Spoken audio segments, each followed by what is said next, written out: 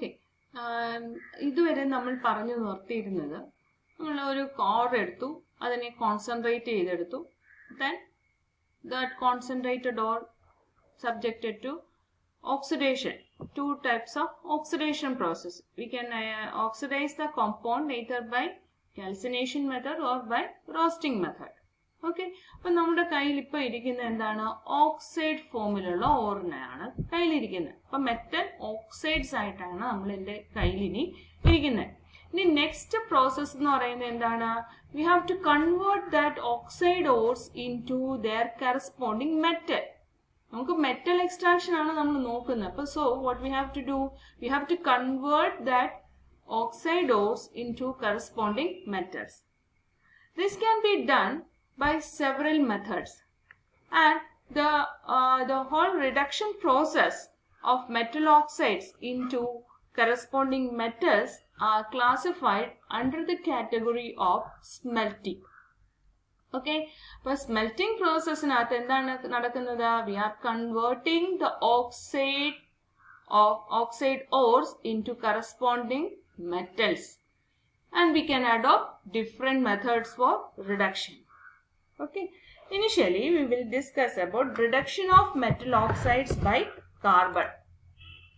Here a large number of oxides obtained during roasting or calcination can be reduced to metals by heating with carbon at elevated temperature above the melting point of the metal.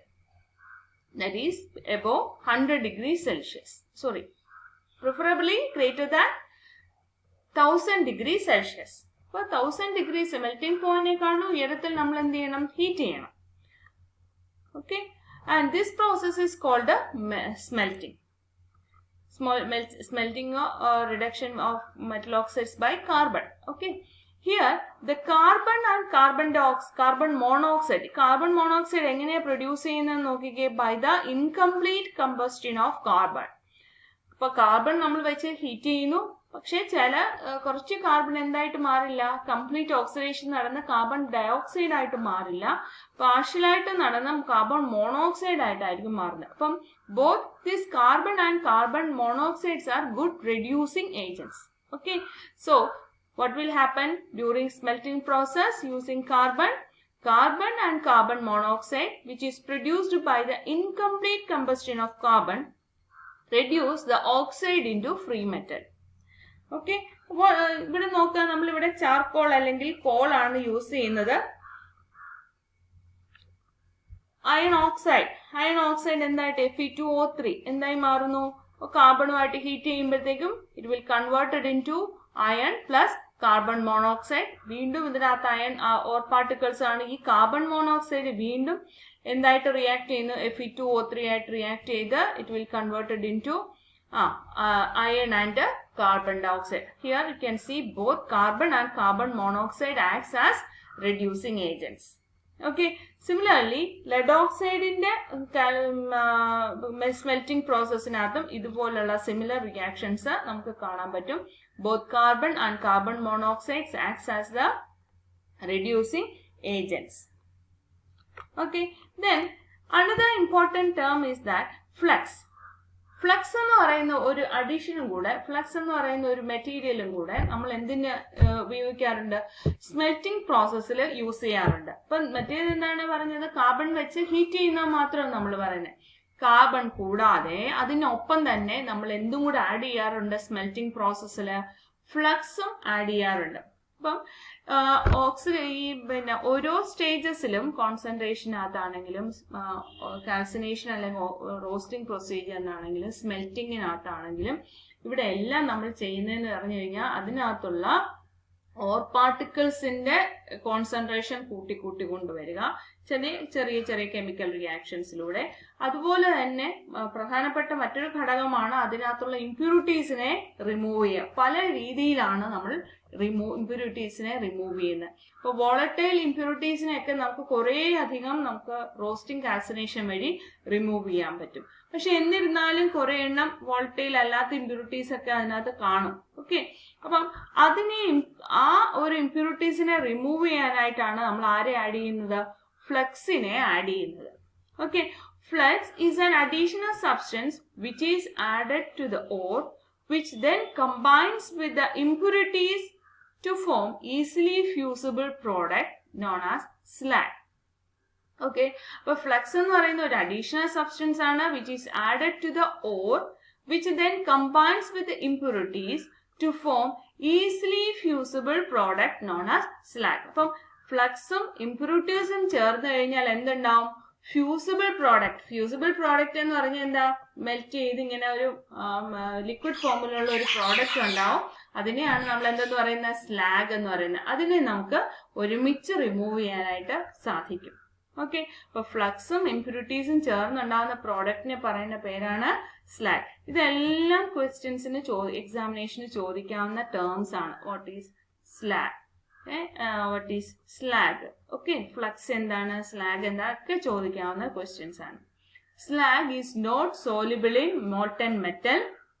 അതിനു വേണ്ടിയിട്ടാണ് നമ്മൾ flux add ചെയ്യുന്നത്. Okay, being lighter it can be skimmed off from the surface of molten metal. ഇപ്പം ഈ flux ഒക്കെ add ചെയ്യുന്നതിന്റെ ഒരു selection എന്ന് പറയുന്നത് ഈ ഫോം ചെയ്യുന്ന സ്ലാഗ് എങ്ങനെയായിരിക്കണം? നമ്മുടെ മെറ്റലിനെക്കാട്ടിലും വെയിറ്റ് കുറഞ്ഞിരിക്കണം, അല്ലെങ്കിൽ ലൈറ്റർ ആയിട്ട് ഡെൻസിറ്റി കുറവായിരിക്കണം. ഓക്കെ, അത് അപ്പോൾ എന്താ സംഭവിക്കുന്നത്?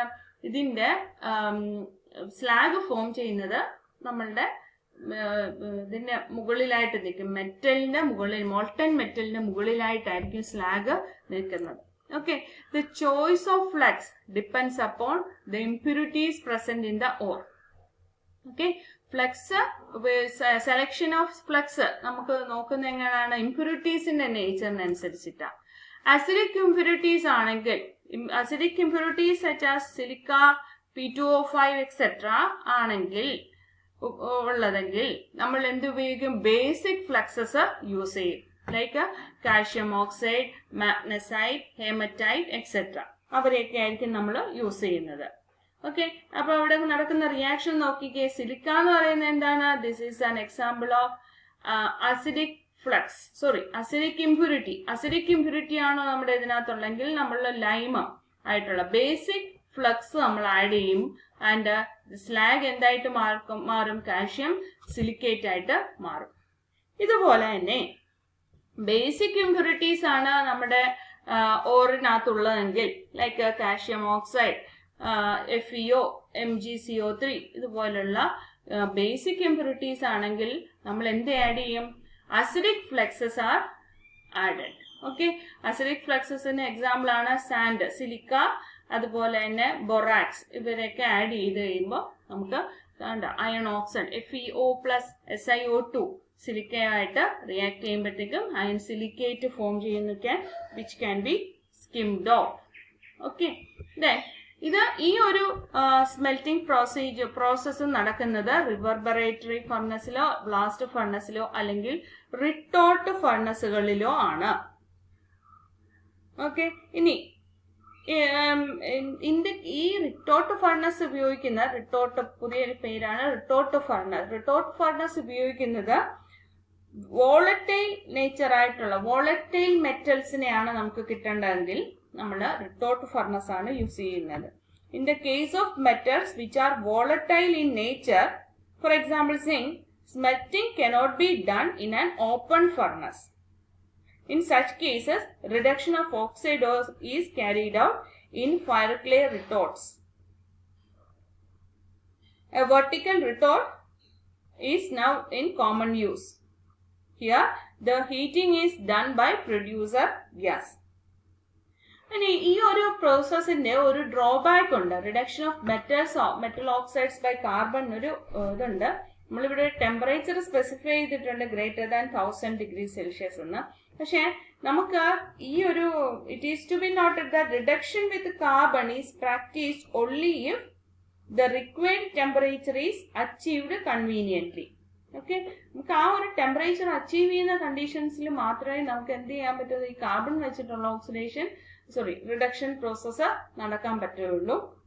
അതൊരു ഇതിന്റെ ഒരു ഡ്രോബാക്ക് ആണ്. കാർബൺ എല്ലാ കേസസിലും നമുക്ക് എന്ത് ചെയ്യാൻ പറ്റത്തില്ല? റിഡ്യൂസിങ് ഏജന്റ് ആയിട്ട് എല്ലായ്പ്പോഴും നമുക്ക്, അല്ലെങ്കിൽ എല്ലാ മെറ്റൽ എക്സ്ട്രാക്ഷനും കാർബണിനെ കോമൺ റെഡ്യൂസിങ് ഏജന്റ് ആയിട്ട് യൂസ് ചെയ്യാനായിട്ട് സാധിക്കില്ല. ഓക്കെ, Then അടുത്ത പ്രോസസ്സ് എന്ന് പറയുന്നത് reduction by controlled heating in air. Okay, ഇതൊരു കാൽസിനേഷന്റെ ഒരു രീതിയിൽ വരുന്നതാണ്. ഇത് കൂടുതലും നടക്കുന്നത് in the case of less active heavy metals whose oxides are unstable towards heat. Okay, അവരുടെ ഓക്സൈഡ് എങ്ങനെയായിരിക്കണം? Unstable towards heat. Only roasting in air is enough for the separation of the metal.